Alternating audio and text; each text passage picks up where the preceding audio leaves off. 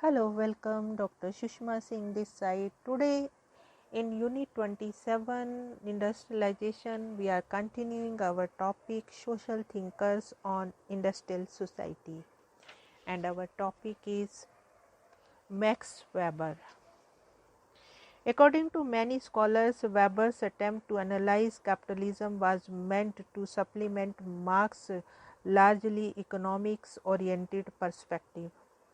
According to the Gelatin, he set himself a special task to examine the economic relevance of specific religious ethics, which he felt had not been given the consideration it deserved.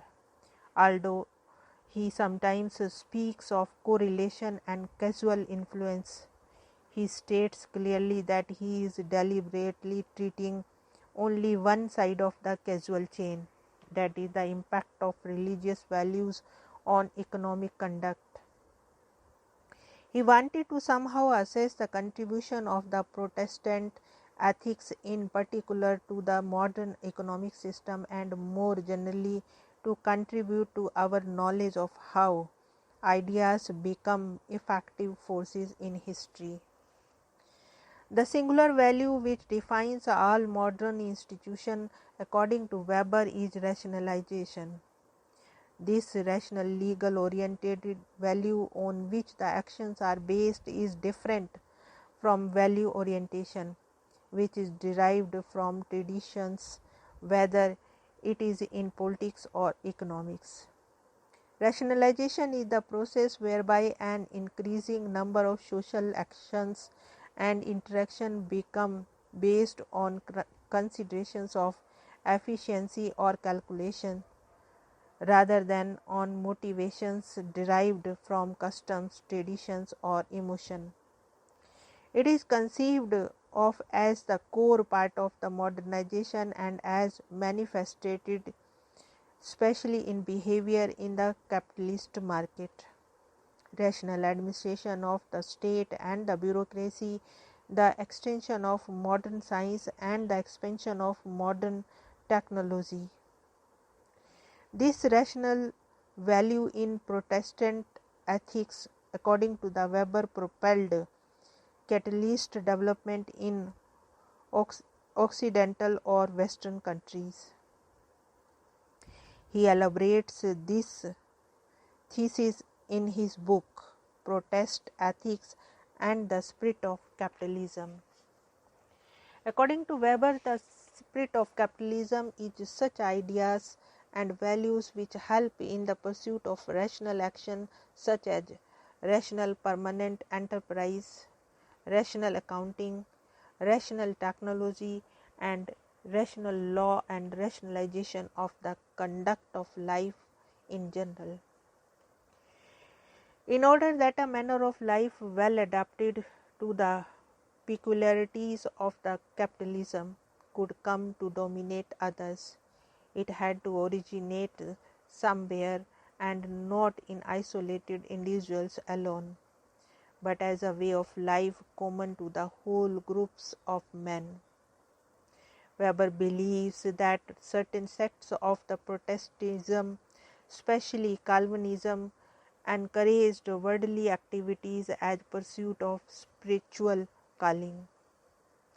In Catholicism, as individuals were assured of salvation by following the sacrament of the Church and its authority, but Reformation served this authority of the Church, and therefore they had to look for alternatives of sign of salvation. According to Weber, Protestantism encouraged pursuit of any secular vocation as vocation of God, which was limited to the clergy earlier. Weber says that Protestantism ethics encouraged individuals to pursue vocations with zeal, thus the work became worship. It also encouraged money to be invested in rational economic gains rather than being spent on luxuries and pursuits of happiness.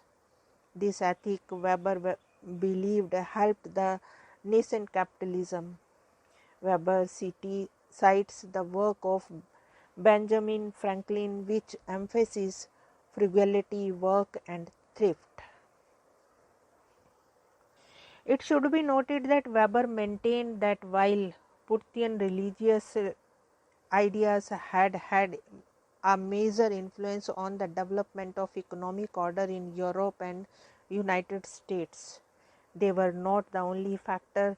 Other included the rationalism in scientific pursuit, merging observation and mathematics, science of scholarship and jurisprudence, rational systematization of government administration and economic enterprise. In the end, the study of Protestant ethics, according to the Weber, merely explored one phase of the emancipation from magic, and that distancement of the world that he regarded as the distinguishing peculiarity of Western culture.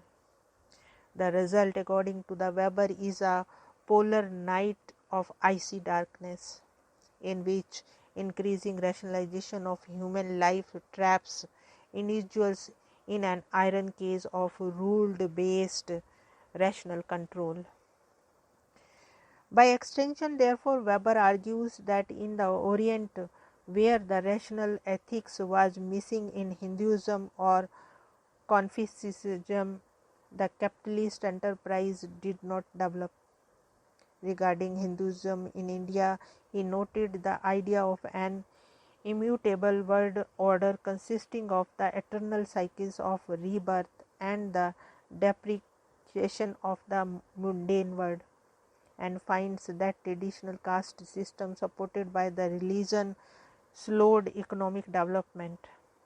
In other words, the spirit of the caste system militated against the indigenous development of capitalism. He noted further that he believes tended to interpret the meaning of life as overworldly or mystical experience, that the intellectual tended to be apolitical in their orientation, and that the social world was fundamentally divided between the educated whose lives were oriented towards the exemplary conduct of a prophet or wise man, and the uneducated masses who remained caught in their daily rounds and believed in magic. There were lots of debates about the Weber's thesis on India. Some scholars explored his idea further in the Indian context to see if the work ethics and frugality of business communities such as the Marwadis and Jains fitted in with Weber's thesis. Others, like the historian Irfan Habib, argued that India had potential for capitalist development, which were threatened by colonial rule, and the flourishing textile industry was completely destroyed by the British. We will discuss aspects of Indian industrialization in the following section. At this point, it will be worthwhile to point out that the Weber's ideas of rationalization and the detachment finds resonance in lot of social science thinking when visualizing industrial societies. But before that, let us examine Durkheim's work and his ideas on industrial society. Durkheim is a contemporary of Weber and, like him, was seized with analyzing change that were brought about by industrialization. Here we want to close this lecture. Thanks for listening.